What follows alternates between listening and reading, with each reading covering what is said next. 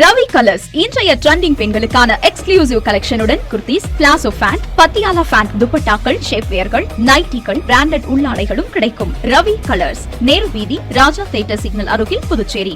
வணக்கம். முக்கிய செய்திகள். என்ஆர் காங்கிரஸ் சட்டமன்ற உறுப்பினர்கள் திடீர் ஆலோசனை.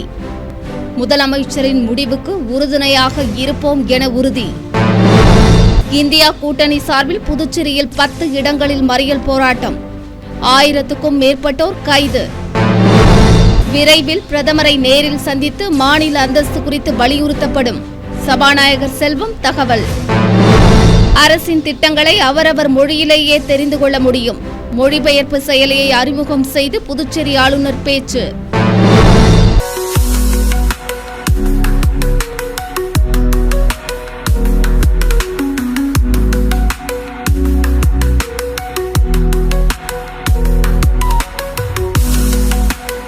இனி விரிவான செய்திகள். என்ஆர் காங்கிரஸ் சட்டமன்ற உறுப்பினர்கள் திடீர் ஆலோசனை நடத்தியது அரசியல் வட்டாரத்தில் பரபரப்பை ஏற்படுத்தியுள்ளது. புதுச்சேரி ஆளுநருக்கும் முதலமைச்சர் ரங்கசாமிக்கும் இடையே மோதல் ஏற்பட்டுள்ளது. தனது அதிகாரத்துக்கு உட்பட்ட துறையில் இயக்குநரை கூட நியமிக்க முடியாமல் முதலமைச்சராக பதவியில் தொடர்வது தேவையா என முதலமைச்சர் ரங்கசாமி கேள்வி எழுப்பியுள்ள நிலையில் முதலமைச்சர் பதவியை ராஜினாமா செய்யக்கூடும் என்ற தகவல்கள் பரவி வருகின்றன. இது புதுவை அரசியலில் பெரும் பரபரப்பை ஏற்படுத்தியுள்ளது. இதனிடையே பாரதிய ஜனதா தரப்பில் முதலமைச்சரை சமாதானப்படுத்தும் முயற்சிகளும் நடைபெற்று வருகிறது. இந்நிலையில் முதலமைச்சரை துணை சபாநாயகர் ராஜவேலு, என்ஆர் காங்கிரஸ் சட்டமன்ற உறுப்பினர்கள் ஏகேடி ஆறுமுகம், கேஎஸ்பி ரமேஷ், பாஸ்கர், லட்சுமிகாந்தன் ஆகியோர் நேரில் சந்தித்து பேசினர். அப்போது முதலமைச்சர் ரங்கசாமி ஆட்சி அதிகாரத்தில் இருந்து விருப்பப்பட்டதை செய்ய முடியாத நிலையில் உள்ளதாகவும், சிறிய பிரச்சினையில் கூட ஆளுநர் மாளிகையின் தலையீடு உள்ளதாகவும் தனது ஆதங்கத்தை வெளிப்படுத்தினார். அப்போது முதலமைச்சர் எடுக்கும் எந்த முடிவுக்கும் உறுதுணையாக இருப்போம் என்று சட்டமன்ற உறுப்பினர்கள் நம்பிக்கை அளித்தனர். தொடர்ந்து அவர்கள் அங்கிருந்து புறப்பட்டு அமைச்சர் லட்சுமி நாராயணனை நேரில் சந்தித்தனர். அப்போது அடுத்த கட்ட நடவடிக்கைகளை குறித்து ஆலோசனை மேற்கொண்டனர். அமைச்சர் திருமுருகன், காரைக்கால் நெடுங்காடு தொகுதி சட்டமன்ற உறுப்பினர் சந்திர பிரியங்கா ஆகியோரும் ஆலோசனை கூட்டத்தில் பங்கேற்றனர். அமைச்சர் தேனி ஜெயக்குமார் உடல்நலக் குறைவு காரணமாக ஓய்வெடுத்து வருகிறார். ஆனால் கட்சி எடுக்கும் எந்த முடிவுக்கும் கட்டுப்படுவதாக அவர் தெரிவித்துள்ளார். புதுச்சேரி அரசியலில் பரபரப்பு ஏற்பட்டுள்ளதால் ஆளும் கட்சியைச் சேர்ந்த அமைச்சர்கள், சட்டமன்ற உறுப்பினர்கள் யாரும் சட்டசபைக்கு வரவில்லை என்பது குறிப்பிடத்தக்கது. இந்தியா கூட்டணி சார்பில் பல்வேறு இடங்களில் நடைபெற்ற மறியல் போராட்டத்தில் ஆயிரக்கணக்கானோர் கைது செய்யப்பட்டனர். 21 அம்ச கோரிக்கைகளை மத்திய மாநில அரசுகள் நிறைவேற்ற வலியுறுத்தி இந்தியா கூட்டணி கட்சிகளின் தொழிற்சங்கங்கள் சார்பில் புதுச்சேரியில் பந்த் போராட்டம் நடத்தப்பட்டது. பந்த் போராட்டத்தையொட்டி தொழிற்சங்கங்கள் சார்பில் புதுச்சேரி முழுவதும் 10 இடங்களில் போராட்டங்கள் நடைபெற்றன. புதுச்சேரி அண்ணா சிலையிலிருந்து இந்தியா தொழிற்சங்க கூட்டணியினர் ஊர்வலமாக புறப்பட்டனர். ஊர்வலத்தில் மாநில காங்கிரஸ் தலைவர் வைத்திலிங்கம், முன்னாள் முதலமைச்சர் நாராயணசாமி, சட்டமன்ற எதிர்க்கட்சித் தலைவர் சிவா, சட்டமன்ற உறுப்பினர்கள் கென்னடி, சம்பத், இந்திய கம்யூனிஸ்ட் மாநில செயலாளர் சலீம், மார்க்சிஸ்ட் மாநில செயலாளர் ராமச்சந்திரன், விடுதலை சிறுத்தைகள் முதன்மை செயலாளர் தேவபுடிலன், கம்யூனிஸ்ட் கட்சியின் பாலசுப்ரமணியன், முன்னாள் சட்டமன்ற உறுப்பினர் நாரா கலைநாதன் உள்ளிட்ட பல்வேறு கட்சி நிர்வாகிகள் பங்கேற்றனர். ஊர்வலம் மறைமலை அடிகள் சாலை வழியாக புதுச்சேரி பேருந்து நிலைய நுழைவு வாயிலுக்கு வந்தபோது அவர்கள் தரையில் அமர்ந்து சாலை மறியலில் ஈடுபட்டதால் பரபரப்பு ஏற்பட்டது.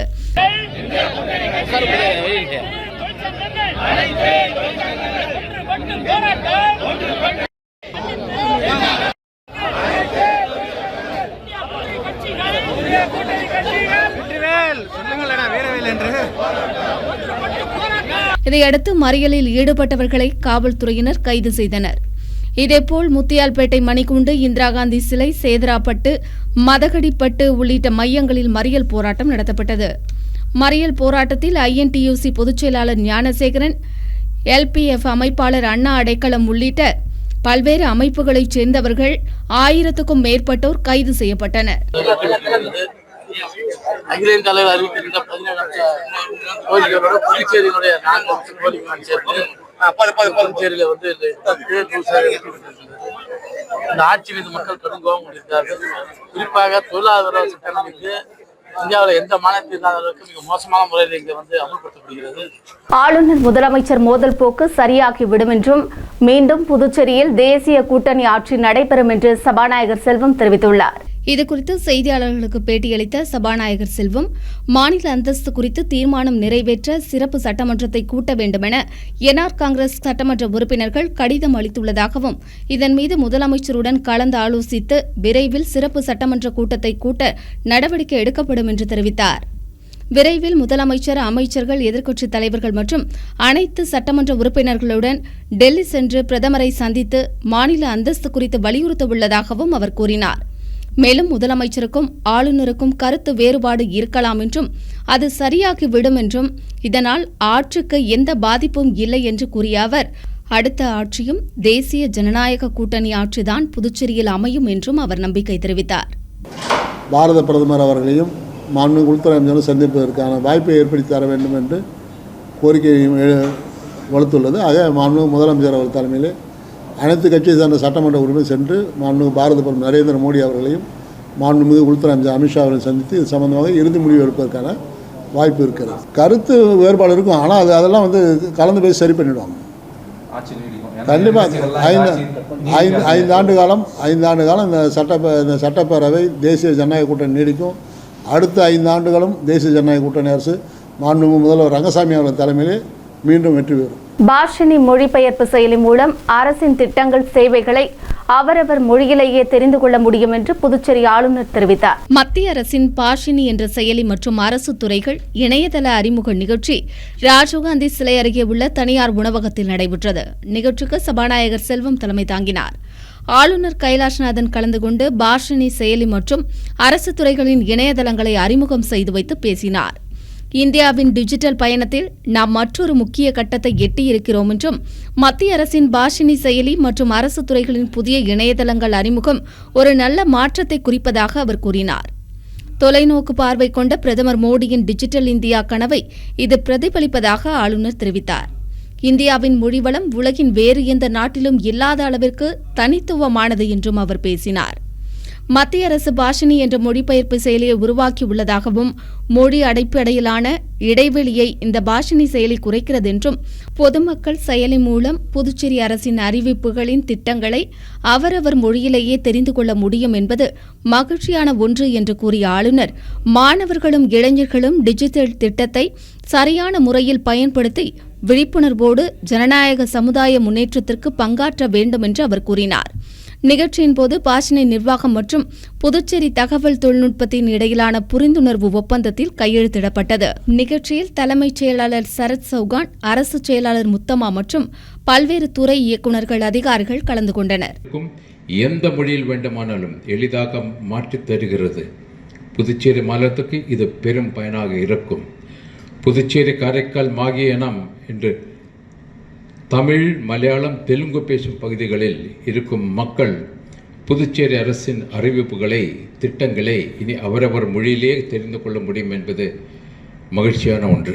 முதலமைச்சர் ரங்கசாமி தனது பதவியை ராஜினாமா செய்ய உள்ளதாக தகவல்கள் வெளியாகியுள்ள நிலையில் அவரை சபாநாயகர் மற்றும் உள்துறை அமைச்சர் நேரில் சந்தித்தது புதுச்சேரி அரசியலில் பரபரப்பை ஏற்படுத்தியுள்ளது. கடந்த காங்கிரஸ் ஆட்சியில் அப்போதைய ஆளுநர் கிரண்பேடிக்கும் முன்னாள் முதலமைச்சர் நாராயணசாமிக்கும் இடையே கடும் மோதல் நிலவியது. ஒரு கட்டத்தில் முன்னாள் முதலமைச்சர் நாராயணசாமி தலைமையில் அமைச்சர்கள், சட்டமன்ற உறுப்பினர்கள், கூட்டணி கட்சியினர் ஆளுநர் மாளிகை முன்பு தர்ணா போராட்டத்தில் ஈடுபட்டனர். இந்நிலையில் தேர்தலில் ஆட்சி மாற்றம் ஏற்பட்டு ஆளுநராக தமிழிசை சவுந்தரராஜன் பொறுப்பேற்றார். அப்போது சிறு சிறு பிரச்சனைகள் இருந்தாலும் ஆளுநர் மற்றும் ஆட்சியாளர்களுக்கு இடையே மோதல் இல்லாத சுமூகமான சூழ்நிலை இருந்தது. இந்நிலையில் பாராளுமன்ற தேர்தலில் போட்டியிட தமிழிசை சவுந்தரராஜன் தனது ஆளுநர் பதவியை ராஜினாமா செய்தார். இதையடுத்து புதிய ஆளுநராக கைலாஷ்நாதன் பதவியேற்றார். அவர் ஆட்சியாளர்களுக்கு உறுதுணையாக இருந்து ரேஷன் கடைகளை திறந்து வைத்து இலவச அரிசி விநியோகிக்க மத்திய அரசிடம் பேச அனுமதி பெற்று தந்தார். மேலும் மத்திய அரசுக்கு இடையே பாலமாகவும் செயல்பட்டார். இந்நிலையில் புதுச்சேரியில் புதிய மதுபான ஆலைகளுக்கு அனுமதி வழங்க அரசு முடிவெடுத்தது. ஏற்கனவே புதுச்சேரியில் 5 மதுபான ஆலைகள் உள்ள நிலையில் புதிய மதுபான ஆலைக்கு எதிர்ப்பு தெரிவிக்கப்பட்ட நிலையில் எதிர்க்கட்சிகளின் எதிர்ப்பை கருத்தில் கொண்டு புதிய மதுபான ஆலைகளுக்கு ஆளுநர் அனுமதி தரவில்லை. இது ஆளுநர், முதலமைச்சர் இடையிலான சுமூக உறவில் விரிசலை ஏற்படுத்தியது. இந்த மோதலை எதிர்க்கட்சிகள் அவ்வப்போது சுட்டிக்காட்டி வந்தன. ஆனால் முதலமைச்சர் ரங்கசாமி மறுப்பு தெரிவித்த நிலையில் ஓய்வு பெற்று பணி நீடிப்பில் இருந்த புதுச்சேரி சுகாதாரத்துறை இயக்குநருக்கு பதிலாக தற்போது துணை இயக்குநராக இருக்கும் அனந்தலட்சுமி பெயரை முதலமைச்சர் ரங்கசாமி பரிந்துரை செய்தார். ஆனால் ஆளுநர் இதை ஏற்கவில்லை. அதற்கு பதிலாக இந்திரா காந்தி பொது மருத்துவமனை மருத்துவ கண்காணிப்பாளர் செவ்வேலை சுகாதாரத்துறை இயக்குநராக நியமித்து ஆளுநர் உத்தரவிட்டார். ஆளுநர் தனது பரிந்துரையை ஏற்காதது முதலமைச்சர் ரங்கசாமிக்கு அதிருப்தியை ஏற்படுத்தியது. இதுகுறித்து முதலமைச்சர் ரங்கசாமி சபாநாயகர் செல்வம் மற்றும் உள்துறை அமைச்சர் நமச்சிவாயம் ஆகியோரை அழைத்து தனது துறையில் இயக்குநரை நியமிக்கக்கூட அதிகாரம் இல்லாத பதவி எதற்கு என்று தனது அதிருப்தியை வெளிப்படுத்தினார். பாரதிய ஜனதாவுடன் கூட்டணிகள் உள்ளபோதே இப்படி புறக்கணிக்கப்படுவதாகவும் அவர் கூறினார். தொடர்ந்து தனது அதிருப்தியை வெளிப்படுத்தும் விதமாக ஆளுநர் பங்கேற்ற விழாவை முதலமைச்சர் ரங்கசாமி புறக்கணித்தார். இதனால் ஆளுநர் முதலமைச்சரிடையே மறைமுகமாக இருந்த மோதல் வெடித்தது. இதையடுத்து ஆளுநர் கைலாஷ்நாதனை சந்தித்து உத்தரவை திரும்பப் பெற வேண்டும் என்று சபாநாயகர் அமைச்சர் வலியுறுத்தினர். ஆனால் ஆளுநர் இதற்கு சம்மதிக்கவில்லை. இதனிடையே முதலமைச்சரை சமாதானப்படுத்தும் முயற்சி நடைபெறுவதாக கூறப்படுகிறது.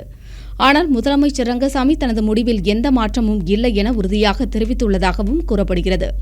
இதனால் பாரதிய ஜனதா கட்சியினர் ஆளுநர் முதலமைச்சரின் மோதல் போக்கை முடிவுக்கு கொண்டுவரும் பொருட்டு கட்சி மேலிடத்திற்கு தகவல் தெரிவித்தனர். இந்நிலையில் முதலமைச்சரை சமாதானப்படுத்த டெல்லியிலிருந்து முக்கிய பிரமுகர்கள் வரலாம் எனவும் எதிர்பார்க்கப்படுகிறது. ஆளுநர் முதலமைச்சர் இடையிலான மோதல் புதுச்சேரி அரசியலில் புயலை கிளப்பியுள்ளது. இந்நிலையில் பாரதிய ஜனதா மேலிட குழு புதுச்சேரிக்கு 10ஆம் தேதி வரவுள்ளதாக தகவல்கள் வெளியாகியுள்ளன. அவர்கள் முதலமைச்சர் ரங்கசாமியை நேரில் சந்தித்து பேச்சுவார்த்தை நடத்தி சமாதானப்படுத்துவார்கள் என்று கட்சியினர் தெரிவித்துள்ளனர். சமாதானப்படுத்தும் முயற்சியாக தான் இருக்கு. அவருக்கு என்ன சமாதானம்? எங்கள் முதலமைச்சருக்கு என்ன சமாதானம் பண்ண போகிறோம்? நீங்கள் எப்படி சொல்கிறீங்களாண்ணே? ஒன்றும் இல்லைப்பா. இப்போ இன்றைக்கி விழா வரல, இல்லை சிஎம்மும் வரல, அதோட துறையோட அமைச்சரும் வரல. இந்த ஆளுநரோட ஏதோ ஒரு கருத்து வேறுபாடு தொடர்ந்து இருக்கிற மாதிரி தான் இருக்குது.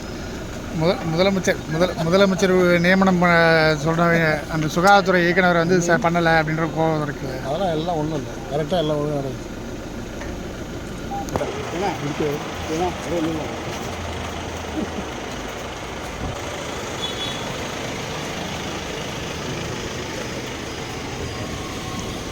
சரி.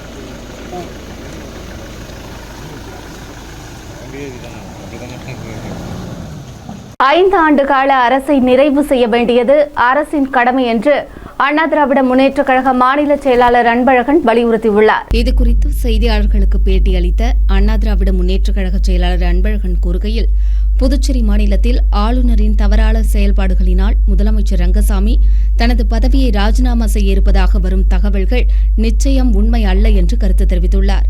முதலமைச்சர் என்கிறவருக்கு பலரால் பல நேரங்களில் இன்னல்கள் ஏற்படலாம் என்றும் தனது மதிநுட்பத்தால் புறந்தள்ளி சரியான வழியில் அரசை கொண்டு செல்வது முதலமைச்சரின் கடமையாகும் என்றும் அவர் குறிப்பிட்டுள்ளார்.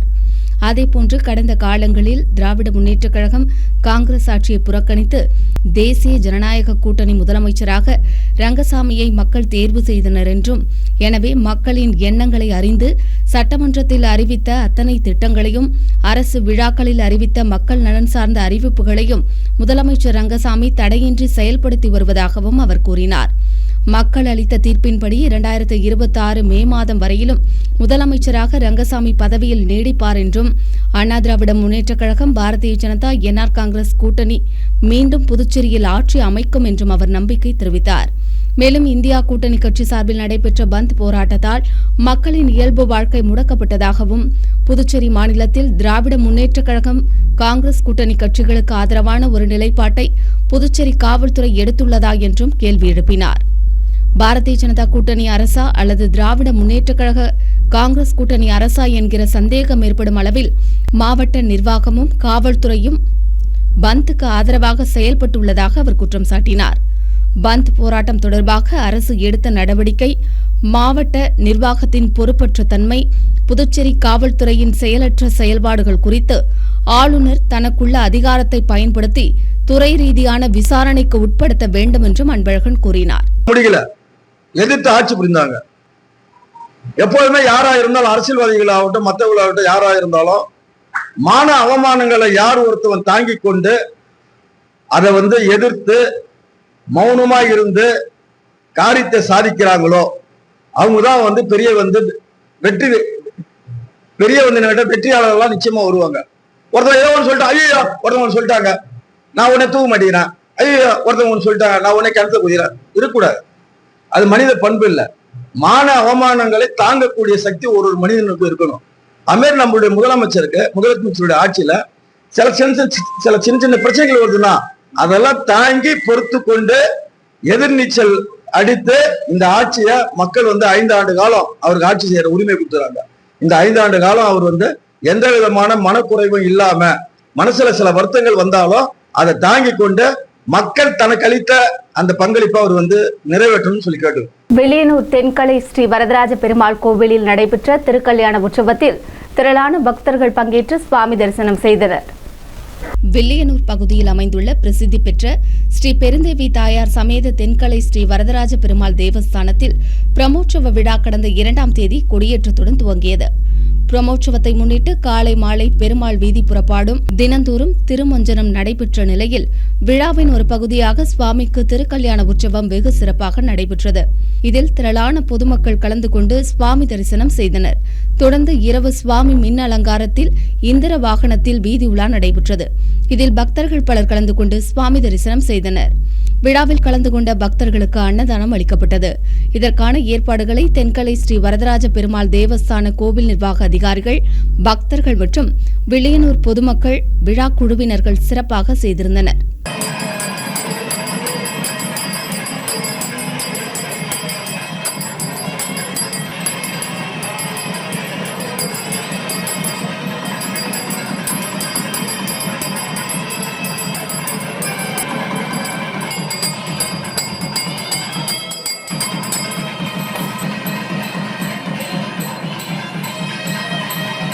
பந்த் போராட்டத்திற்கு ஆதரவு தெரிவித்து வருமான வரித்துறை ஊழியர்கள் உணவு இடைவேளையில் கோரிக்கைகளை வலியுறுத்தி ஆர்ப்பாட்டத்தில் ஈடுபட்டனர்.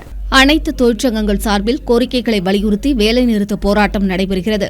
தமிழ்நாடு மற்றும் புதுச்சேரி வட்டத்தின் கீழ் செயல்படும் வருமான வரித்துறை ஊழியர்கள் சம்மேளனம் போராட்டத்திற்கு முழுவதுமாக ஆதரவளித்தது. அதை உறுதி செய்யும் வகையில் புதுச்சேரி கிளை ஊழியர்கள் உணவு இடைவேளையில் ஆர்ப்பாட்டத்தில் ஈடுபட்டனர். வருமான வரி அலுவலகத்தில் நடைபெற்ற ஆர்ப்பாட்டத்திற்கு புதுச்சேரி கிளை தலைவர் அரவிந்தநாதன் தலைமை தாங்கினார். கிளை செயலாளர் தயாநிதி முன்னிலை வகித்தார்.